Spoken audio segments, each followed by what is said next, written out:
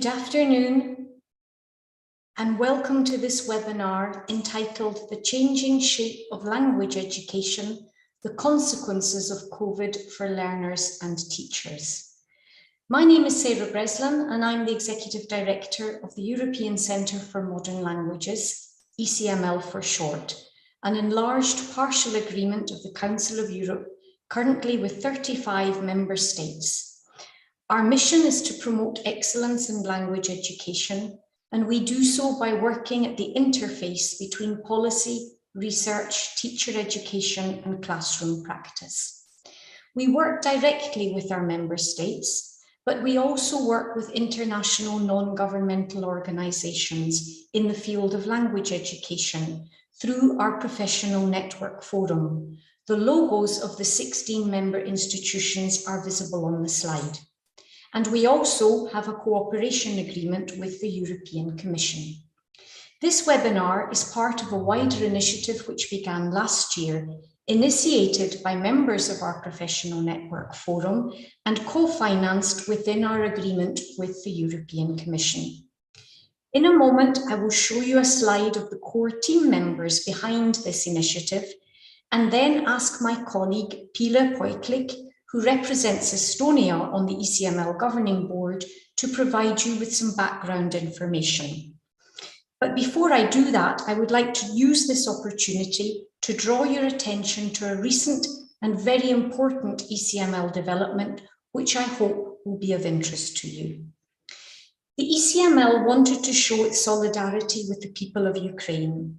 To this end, we have created a dedicated website to support language professionals, recruitment agencies and employers who are currently doing everything they can to welcome refugees from Ukraine into education systems and workplaces.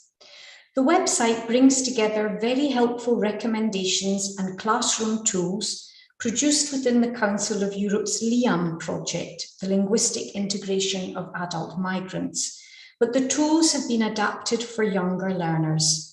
Moreover, there is advice and guidance produced by the European Commission, as well as a wide range of practical tools produced within the ECML's projects for employers, and a treasure trove of hands-on ECML classroom tools for teachers, not only language teachers, but teachers of all subjects and working at all stages.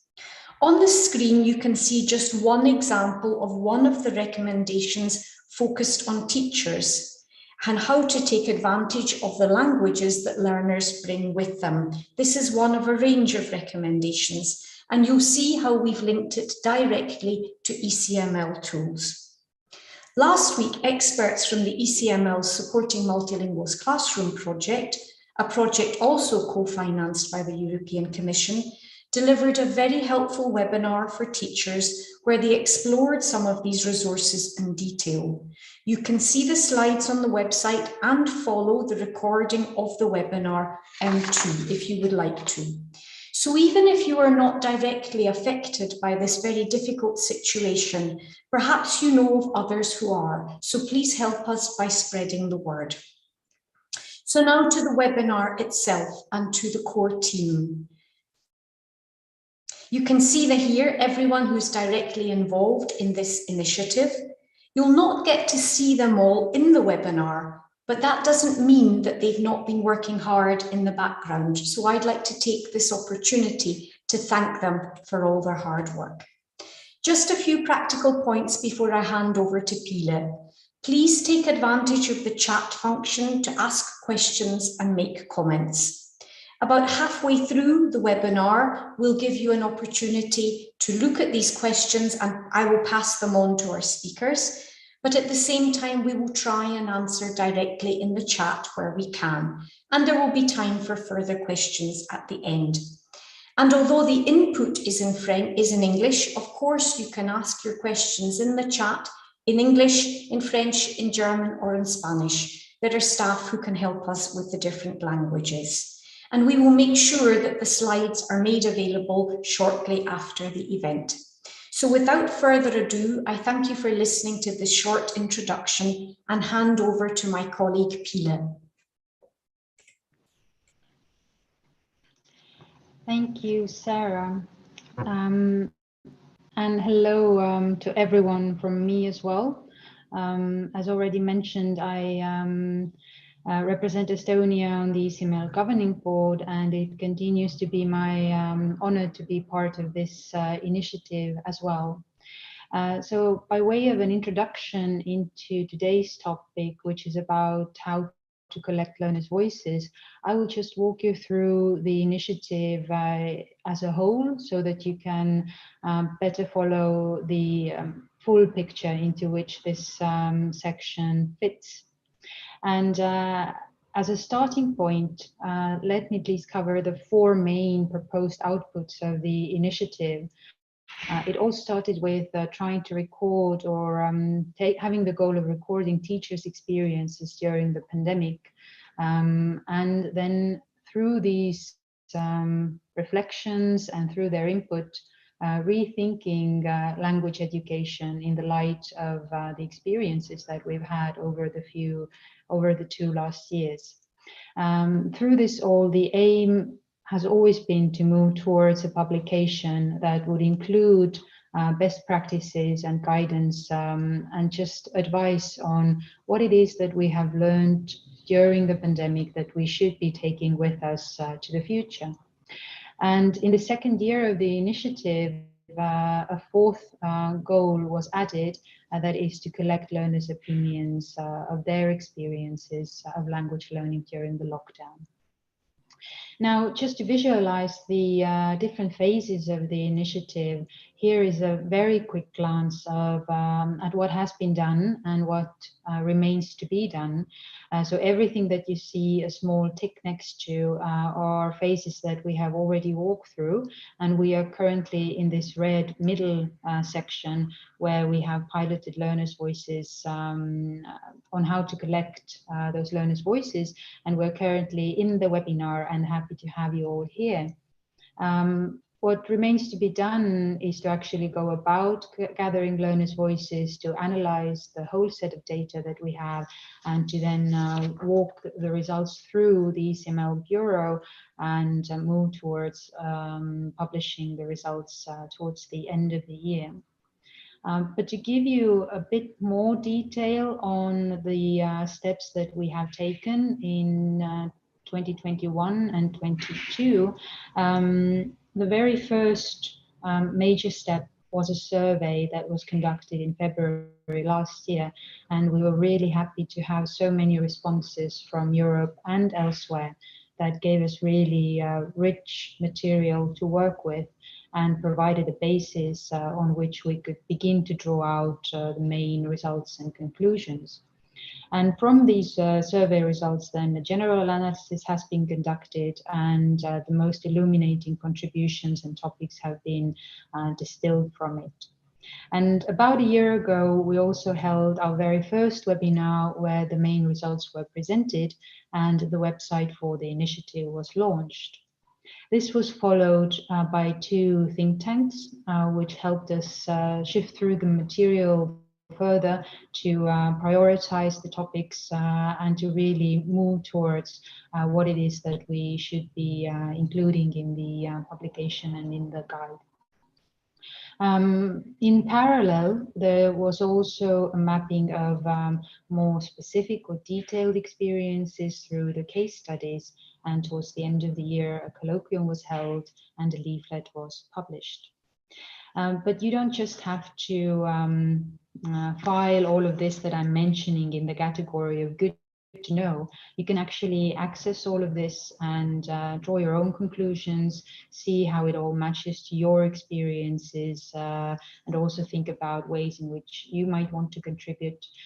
So if you go to the website of the initiative, and you'll get the link later on today, you will find a fairly thorough summary of the findings of the survey, where you can see the questions that were put to the respondents and what they gave us in answer, including their open-ended comments that were really very informative for us. You can see and watch the recordings for the webinars from April and December.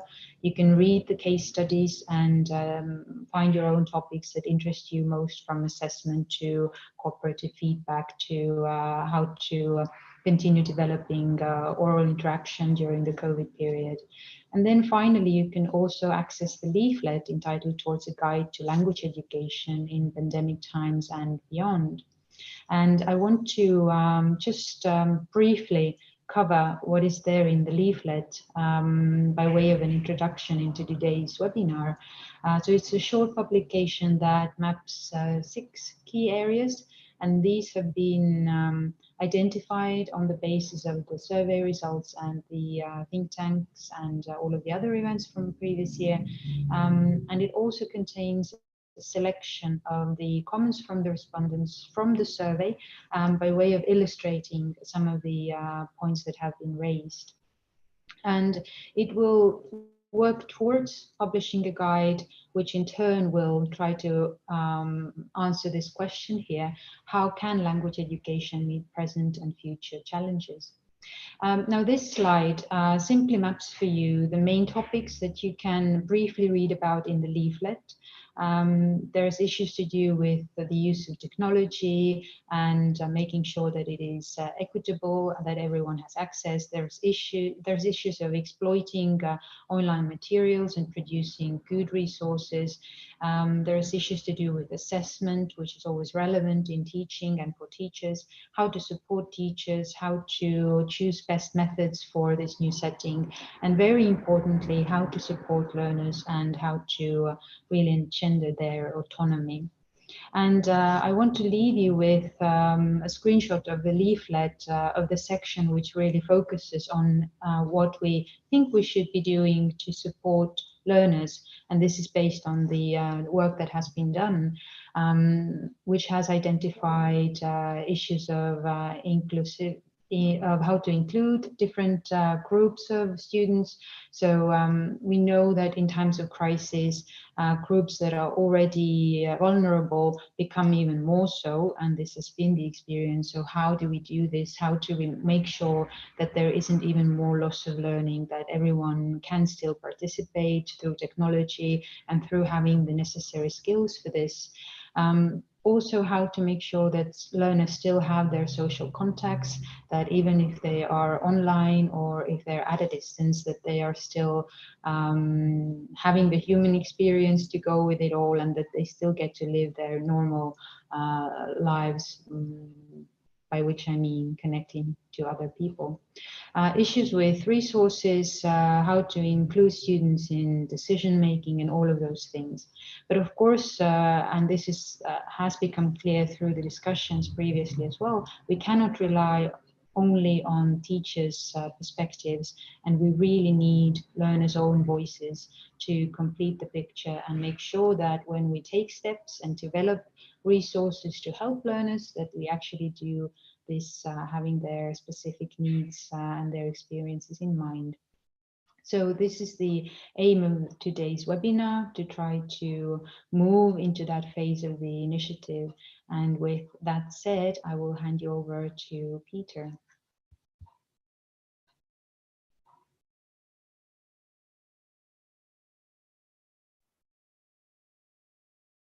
Well, first of all, good afternoon, everybody, and thank you very much, Pili, for that very clear and very thorough walkthrough of where we are and how we got here. I'm going to try and share my screen. It's always one of those heart attack moments when you just hope that the whole thing is going to work. The system tells me that you can see that screen. Whether it's actually telling me the truth or not, of course, remains to be seen. And I hope you can see it. We can, Peter. Thank you. Thank you very much. So I'd like to just briefly talk about the concepts and the architecture behind this initiative to collect learners' voices. One of the big problems we've got is we don't know what to call it, because we've used the word survey, and you'll see I'm guilty. I've used the word survey, but it's actually just so much more than a normal survey. Let's have a look and see what I mean. So first of all, let's look at the rationale of the project from the learner's point of view, because this is for us priority one. So we want to collect learners' opinions about the educational effects and also the effects on language education during the pandemic and now. That's our top priority. Get their point of view and get their original voices. We chose the secondary school range, and we have to take into account radically different educational systems. So the low end of the range is 10 and the top end of the range is 19. They're not strict cutoffs, and were you to have someone who's 20 in your course in a secondary school, that's perfectly okay. Why the secondary school? Well, the reason's this, that if you're looking at very young learners, you inevitably have to go through the mediating mechanism of mums and dads, teachers, etc., etc. If you're looking at higher education, well, they can speak for themselves. But secondary education is extremely difficult to access the learners.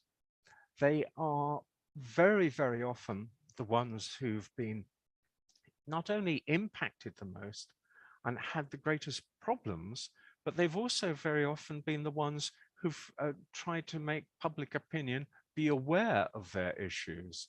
So we really wanted to get through to the secondary school. And the other thing is we wanted this to be more than just but we wanted it to be more than a barometer of well-being. It will be that in part. It is a barometer, but it's not just I felt bad because I couldn't contact my friends. So that's priority one, the learners' voices. The second priority is that we wanted to go back and listen carefully to teachers' latest points of view, latest opinions, and to ask one or two questions. Is the pandemic still affecting you? Has anything changed in your teaching practice? And if so, how? What has changed? By how much?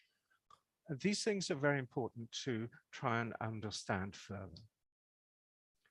And we need to triangulate this with the previous work that we've done. So we're in the process through this survey of also developing a longitudinal study of the effects, particularly on language education, of the pandemic. And we want to listen to your feedback because, like all of us, you've been through, I'm a teacher too. And so like all of us, you've been going through a learning process. This worked, this didn't. We tried that one, we had great expectations, it fell short. This, unexpectedly, worked beautifully. We want to hear about the things that worked for you and share them. Priority 3 is the scope of this. This, as I said before, this isn't just a survey, and we beg you not to think of it as just a survey. There is a survey, actually there's 2 surveys. There is a survey in it, but that's part of a mechanism for gathering information, and there's so much more in it than that. So we wanted to provide something that wasn't just, hey, this is another questionnaire, yet another survey. There are 2 parts.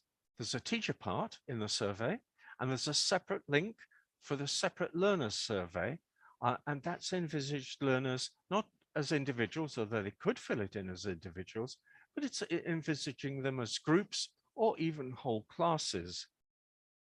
I'll come on to a point. Actually, let me handle it now.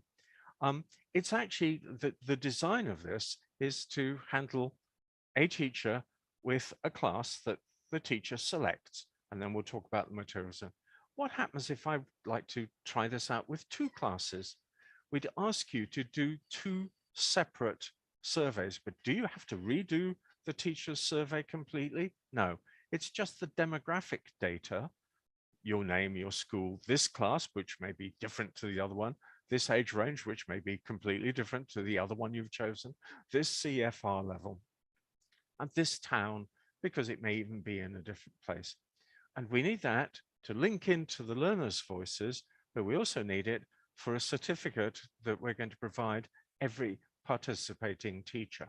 So 2 parts, teacher survey, learners survey, but led by the teacher. And the concept behind it is that the learner survey is a survey that comes after a series or some classroom language activity. It's real world, it's action-oriented, it's fully communicative, and it's CFR linked. And this allows learners to engage in debates, topics, the things that you decide together with your class that they should be doing.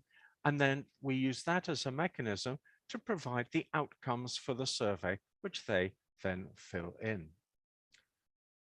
We're providing full support and materials for this, even down to lesson plans, which are very flexible, and you can change them if you wish. And the scheduling is very flexible, and you can do it over a period of time. And my colleague Bernd is going to tell you more about that in a minute. We have very, very flexible classroom approaches because our contexts are so different. And that includes state sector, but also private sector, vocational training, etc. Anybody, CLIL is perfect for this. Anybody who has learners who are in the designated secondary, and you decide what secondary means. We're not rigid on that meaning.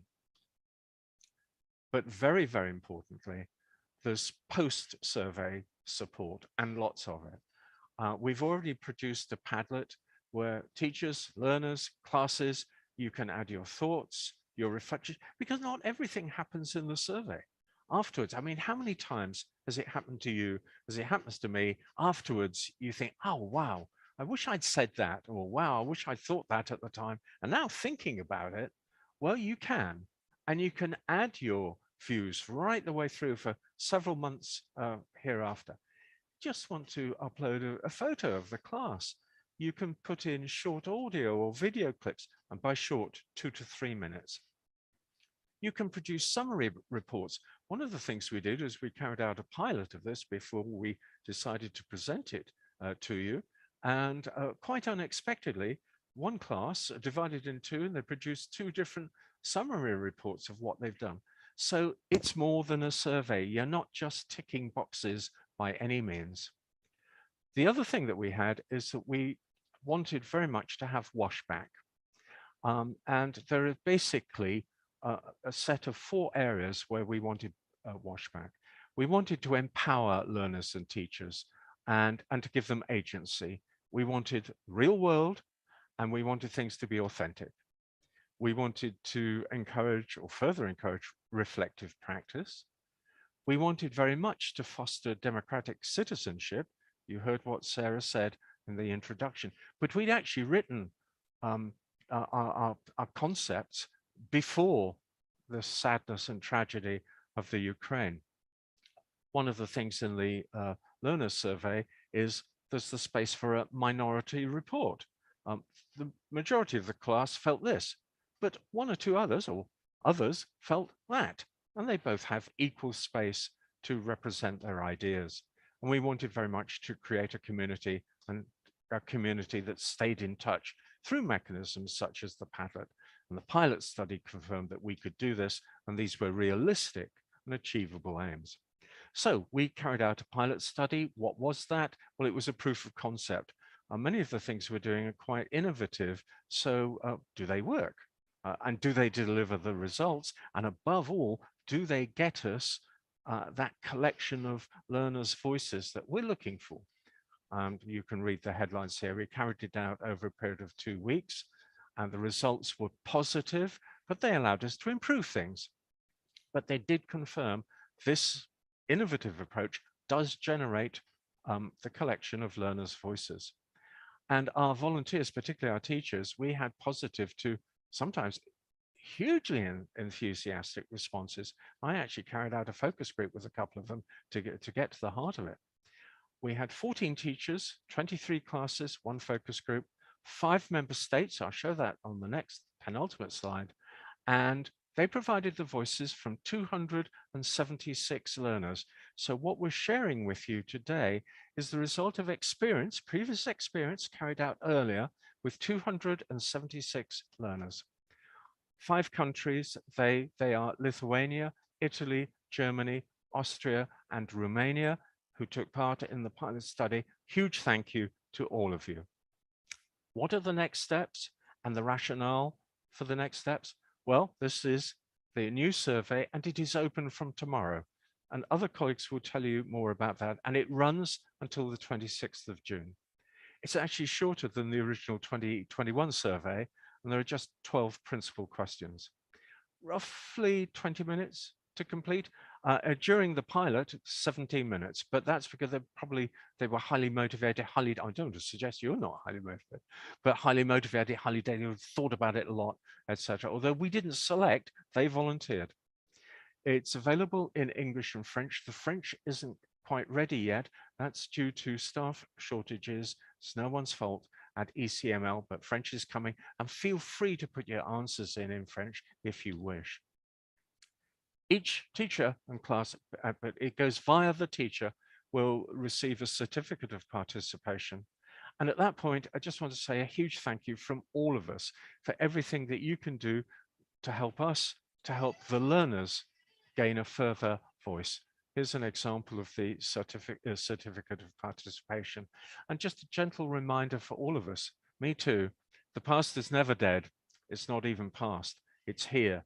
And we're mindful of that. And 100 years ago, when William Faulkner, he won the Nobel Prize for his work, when he wrote this, he meant it in a different context.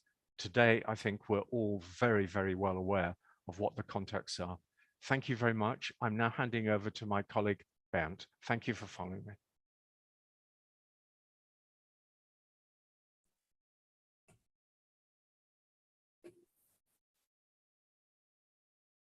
Okay.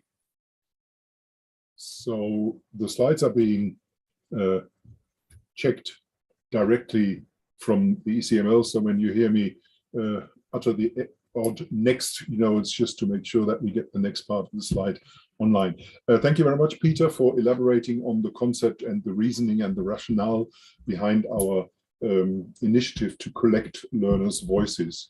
What I want to talk about is the fact that this is very much a qualitative approach that recognizes learners as social agents. So the question is, why did we go for a qualitative approach? And then later on, I'll explain how these qualitative pieces of information can be worked with in a sort of empirically sound fashion. So we recognize learners as social agents.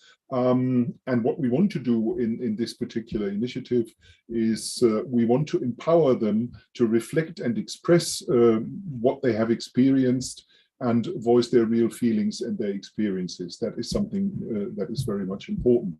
And next, please, if we sort of contextualize that, as Peter said, in current educational and language educational paradigms, and also in the starting points and the methodological messages that the CEFR contains.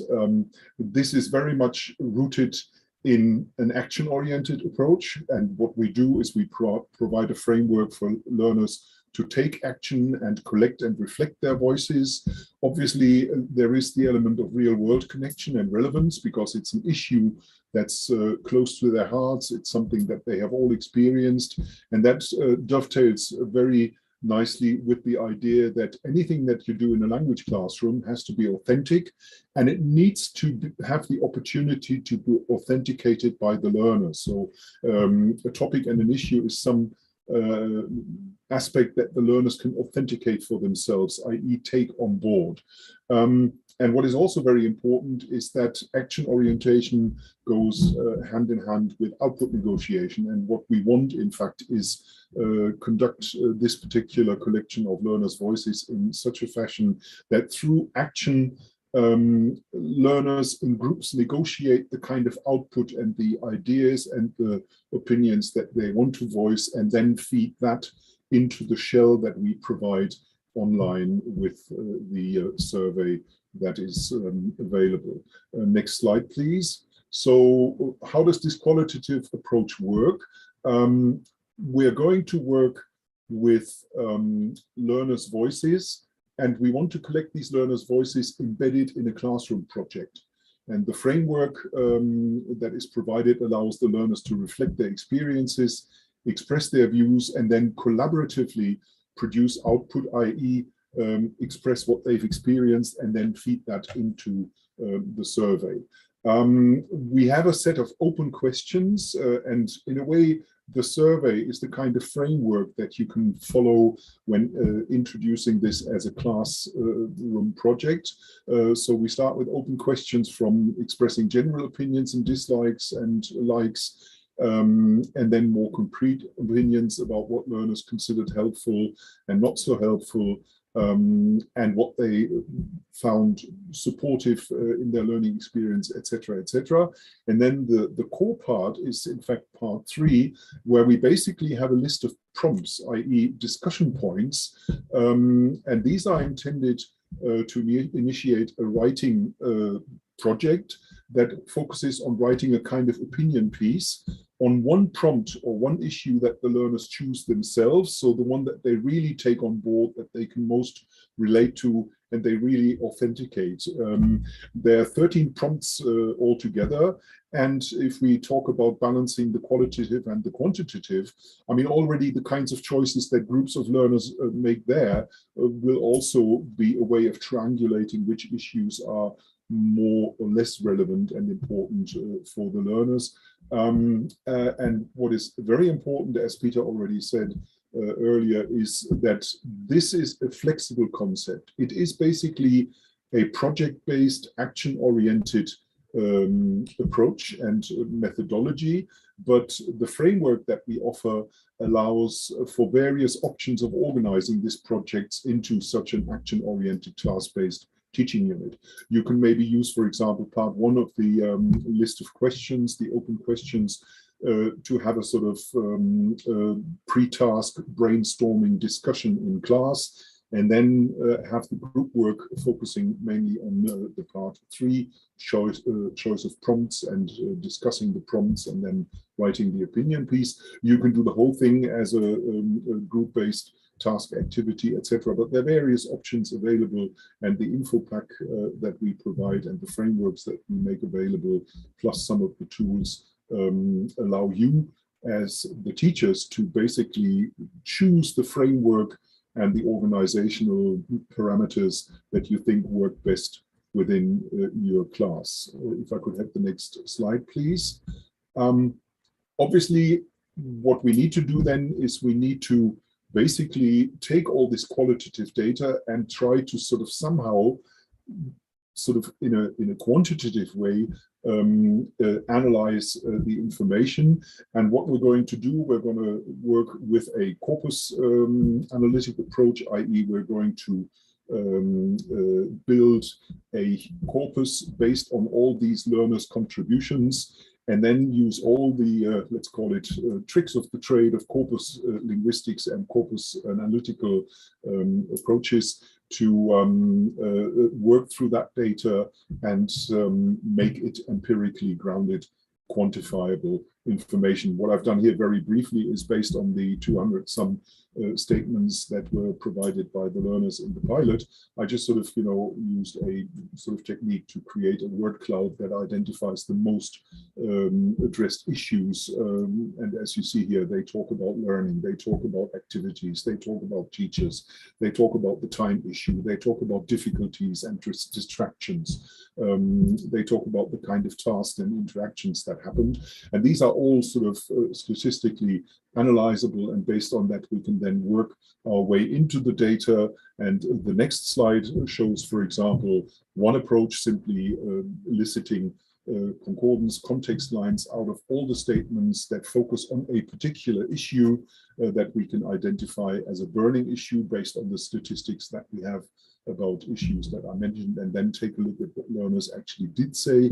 And we can balance this when we talk about distractions in terms of what kind of distractions they felt, what did distract them, what helped them to stay motivated, etc., etc.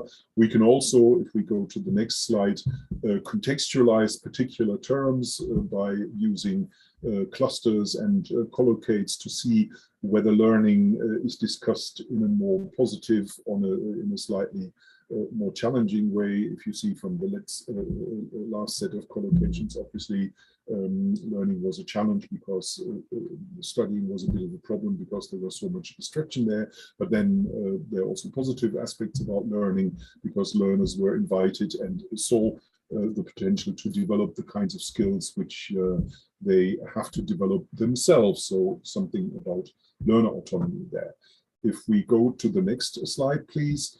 I would just like to list a few of the statements that the learners made in the pilot study that really shows how reflected learners have processed what they experienced during the pandemic, and how valuable the kind of voices that they provide are for us. I mean, the first statement, for example, these are all quotes from learners in the pilot study, where they talk about the challenges of remote learning, but also about the fact that they were able to deal with it, and the fact that they appreciated that they learned new skills. But they also said, we don't want to experience such a thing again. On the other hand, they have a very sort of balanced view as to what might happen and help them in the future, because they talked about that the future of education should be more balanced, and should be balanced between online interactions and communications and face-to-face communications, but also saying, if we can go back one, thank you, also saying that they would obviously like resources that are motivating. So not just go back to the teaching and using the materials that we used before the pandemic, but also provide the necessary academic support.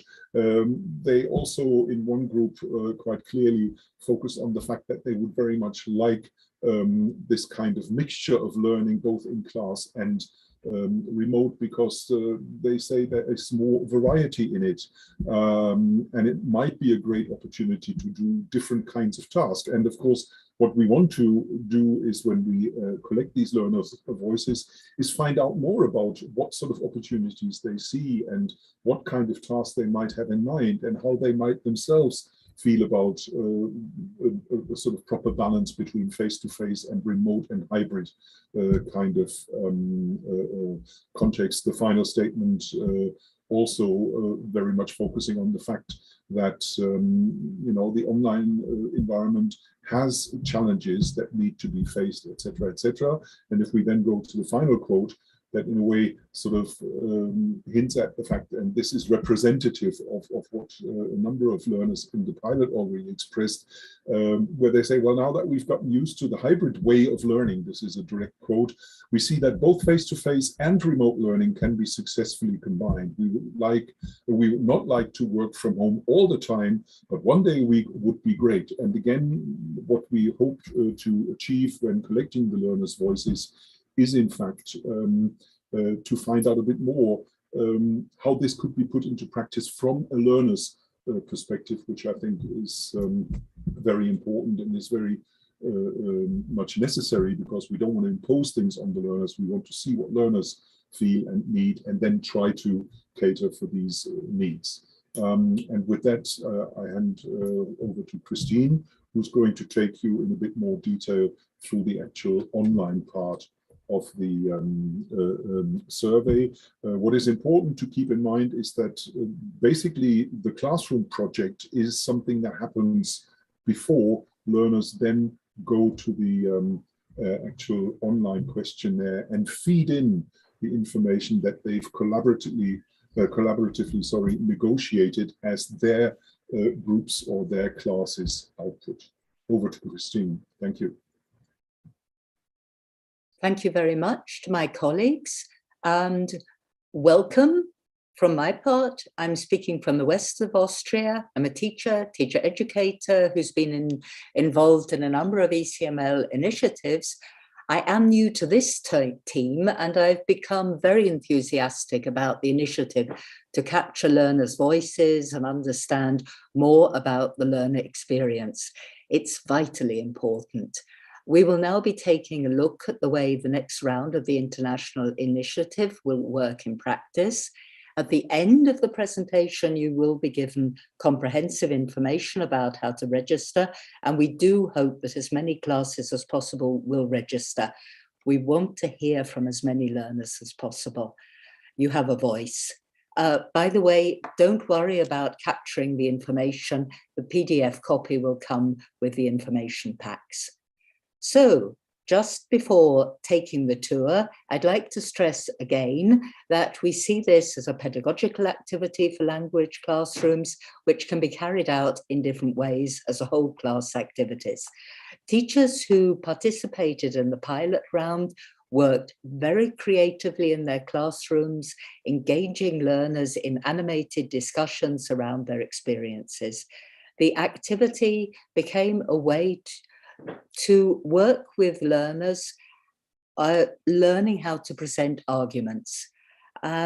Peter Brown has already given some insights into some of the ways that teachers worked.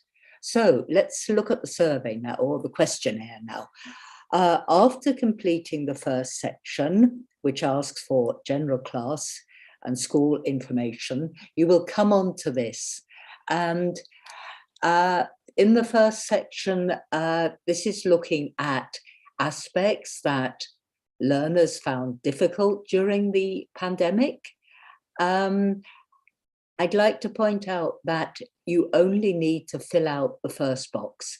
We'd like to hear as much as possible, but in the case of the questions at the beginning of the questionnaire, don't be put off. I have to fill out a number of boxes. Just please get something down in the first box. We assume that not everything was great for learners, and this is starting off then with what was not so good, but please also mention what you did like. Firstly, mentioning what the class liked, and then, if necessary, adding something else, something that individuals saw. And we go on to the next slide now. And this is about the questionnaire, what didn't help or what helped your language learning. In some cases, this might take a bit of explanation through the class teacher. It's important that the class understand what this might entail with language learning. But this again is a pedagogical approach in the sense that perhaps learners haven't really thought that much about what helps them learn, and it's an opportunity for learners to reflect upon this. And next, please. And again, getting more concrete, which language learning activities, tasks, exercises helped you learn and would be helpful in the future. And this is, again, coming really to the activities, what the class did, what the learners experienced, and helping them to, leading them into a reflective phase about the materials. And we can go on to the next slide now. Which activity or activities did your class choose for the project? They are listed here. And it would also be important for these boxes to be ticked. There will be boxes to tick in the online version. And important that learners understand what is meant, and also further activities very welcome. Then question 6, which of the following statements did you choose for your class discussion or debate? And this again would be important for more than one to be picked out.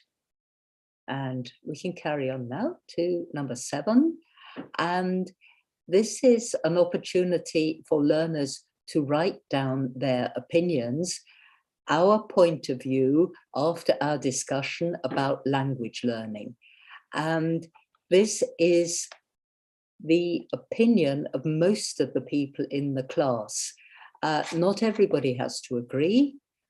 People have different ideas, which is important, and it's important that this is comes across.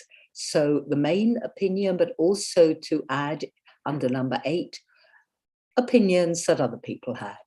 Number 9 is then a set of fixed boxes to click.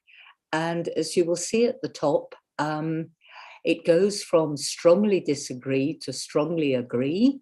And there is a box, a neutral box in the middle. We're hoping that not everybody will tick the neutral box because it's important to see a tendency for learners to understand the importance and not just to go through click, click, click. And again, we like the activities, something for learners to think about, that there's plenty in school to like. We found it useful, or found them, the activities useful. They helped us express opinions. We learned some new language while doing the activities. We learned something about working and learning together and individually from the activity or activities.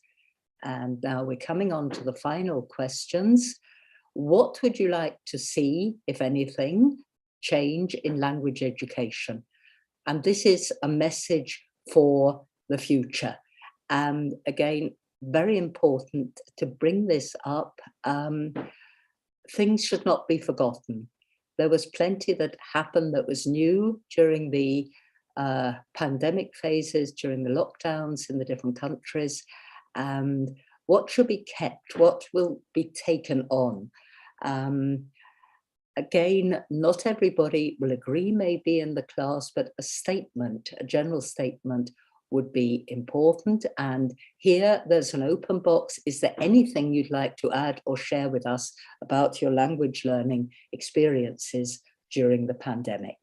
You have a voice, and that is perhaps an important place to finish for people to remember. You have a voice.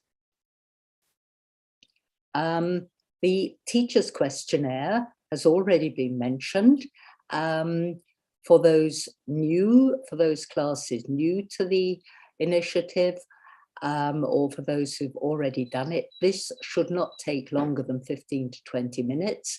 We're not going to go through all the questions here, but this is just to give you an idea that there will be questions about the classes involved, teachers' contexts and roles, their experience of language teaching during the pandemic, changes in their practice since the pandemic, what they have learned from the experience and the likely impact of the pandemic on their language teaching in future, their view on positive aspects and challenges of teaching during the pandemic, what their classes did as part of the project and the teachers' views of it.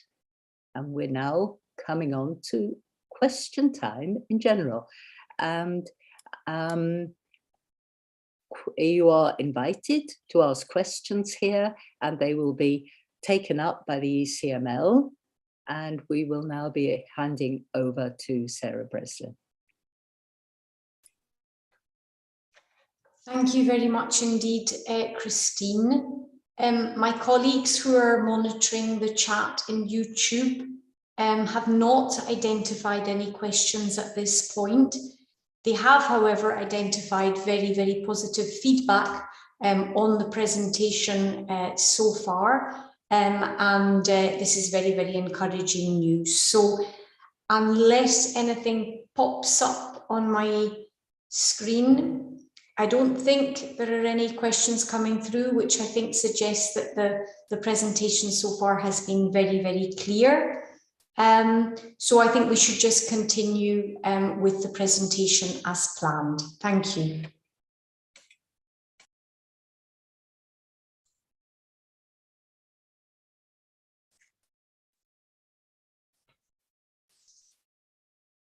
Hello, everybody, and greetings from France, where I'm sitting at the moment. As you see, my name's Richard Rossner. This is the last section of this webinar, just to summarize what happens next, really. Can we have the next slide? What needs to be done, and there is quite a lot if we really want to collect numerous learners' voices, which we do. But beyond that, we need to process those learners' voices, analyze them, and feed them into the project as a whole, which was described to you at the beginning. You've had a very clear, I hope, overview of what was done in the pilot, the principles, scope, the way data is being looked at, how the qualitative approach is being used, and also you've had a look at the questionnaire itself, the one that learners use anyway, and how easy that is. So we'll go on to the next slide. The most critical thing for us, I think for everybody, is to collect more learners' voices. We want learners' opinions and preferences from classes learning English and French in a wide range of countries, as wide range as possible. You may say, well, what about classes which are learning other languages? I'm afraid we don't have the resources to process responses in other languages. Of course, if they wish to reply in English or French, that's all right. Just to make it clear, as was mentioned by Peter, the next and main phase of this collection of voices begins tomorrow and continues to the 26th of June, which is a fair amount of time. As you can see, it's not as you heard, it's not a one-step process. The first thing that will happen, going to the bottom of this list, is that you need to sign up today on the ECML website. We'll give you the link in a moment. And following that, you'll receive detailed information about how the project should work. You'll be given guidance, very flexible guidance as to what you can do to prepare your class or your classes for this work. Having studied that, having worked out precisely what you're going to do over the lesson or lessons, usually it will be 2, maybe it'll take more than a week even, depending on the intensity of your courses. You will then set the learners in motion on whatever activity they will be doing, negotiated or decided by you, with the materials that are provided. And after they've done that, when the process is finished, that's when they can complete their learner's questionnaire, and only then will you complete your questionnaire. And you're also invited, as was mentioned by Christine just now, to comment on ways in which your own practice in language education, your own language teaching has changed over the period since the pandemic, but also to think back to the challenges that were presented to you then and what you found positive in that experience. In other words, what lessons you learned. So please do go to the website in a moment and sign up, indicating your interest in receiving more information and participating in this project. Continue, please.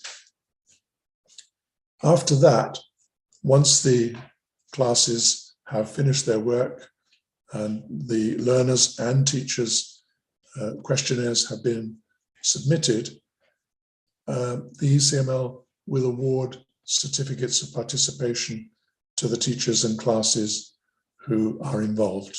That will probably happen in June and July in the summer. Next, please. Following that, there'll be a substantial period of time needed to review, analyze, reflect on the outcomes of this Learners' Voices project, and then to put them in a form and to look at the issues raised so that they can be discussed with the ECML Governing Board in October. Then, further on, the learners' voices need to be incorporated alongside teachers' voices collected previously in the consultations that happened in the think tanks and the event that was held, the other events that were held last year, into guidelines on good practice, which we hope will be of usefulness to language teaching professionals. So eventually there will be a publication and a final meeting on this initiative. And we hope that it will give us lots of insights. Many of them we hope will be positive because they will point forwards to how lessons can be learned from this experience for the future of language teaching and learning, how that has already changed, and also how we can prepare better for any reoccurrence of something like the pandemic that we've experienced. Next slide. This is the ECML website on the project, and you can see there on the right a space for you to register for the Collecting Learners' Voices survey activity. All you have to do is put in your name, your email address, and you will be registered and receive the necessary information. While we're on this page, if you look at the second tab from the left, which is called Resources, you'll be able to see what has already been done in the initiative that was described by Pile at the beginning of this webinar. And you can explore in some depth the outcomes of the first survey and what took place afterwards. You can find video recordings of the webinar that was given last April after the survey, and other resources such as the leaflet that Pile described. So the last slide just shows a link, and that link will be now shared with you in the chat so that you can go straight there, and that will take you to the necessary page. And I hope that you found this whole webinar useful, interesting, and inspiring. Remember that it's actually, the aim is not only to collect learners' voices, but also to provide an opportunity for learners as part of their language learning to do some meaningful, practical interaction, whether it be in the form of a discussion, a debate, or some of the other activities that are suggested, whereby they can think as a group and increase, if you like, their competencies for democratic culture. So I'll leave you there, and if there are other questions that need to be addressed, there is a moment or two to do that now. Thank you very much indeed, Richard, and perhaps if you can keep your camera open, because there are two questions which I think it would be helpful if you could clarify. In the chat, we have one person asking, is it correct that students and teachers both answer the questionnaires? And the second question is, where can the material be found? So perhaps if you could address those two questions, please. Thank you. Yes, thank you. And it's a very important question. There are two separate questionnaires. One is for learners, and the learners, having done their class activities, will together, or a person or people from the group will fill in their learners' group questionnaire. If you are, as a teacher, involving more than one class in this work, then each class should fill in their own questionnaire. The teacher does not contribute to that questionnaire at all, except to point out where it is, if necessary, to answer questions about what does this mean, what is being asked for, and to encourage learners to really respond to the sense of the questions. As Christine explained, the first two main questions concern their general feelings about the work of being language learners, being involved in language education during the pandemic lockdowns in particular. Whereas the second two questions focus on language education, how their language learning was affected positively or not so positively during that period, and further questions about their language learning.